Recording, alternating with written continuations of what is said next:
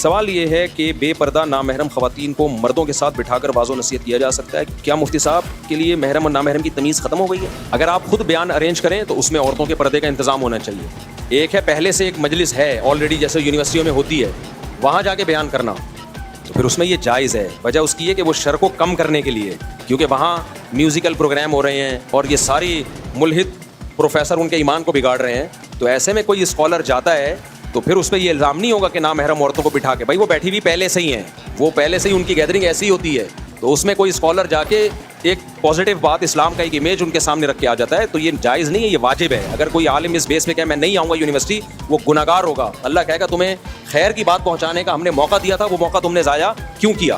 جیسے کسی طوائف خانے میں, یونیورسٹی طوائف خانہ نہیں ہوتی, ایک مثال دے رہا ہوں میں, کہ آپ کو تو یہ برا لگ رہا ہے نا کہ بے پردہ عورتیں بیٹھی ہوئی ہیں. اگر کسی مولوی کو طوائف خانے میں جا کے بیان کرنا پڑے طوائفوں میں, تو اگر وہ نہیں جائے گا تو گناہگار ہوگا کہ نہیں ہوگا؟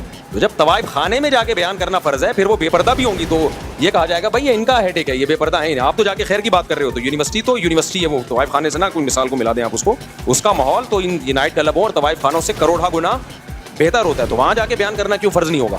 باقی یہ کہنا کہ اس سے لوگوں میں بے پردگی پروموٹ ہوگی, ایسا کچھ بھی نہیں. اس سے پردہ پروموٹ ہوگا, کیونکہ وہاں جا کے اسلام کی حقانیت جب بیان ہوگی تو اسلام کی جب محبت دل میں آئے گی تو پردہ خود بخود آئے گا اس سے. یہ باتیں وہ کرتے ہیں جنہوں نے کام نہیں کرنا ہوتا, کچھ کرنا ہی نہیں ہے دنیا میں, گھر بیٹھے رہو.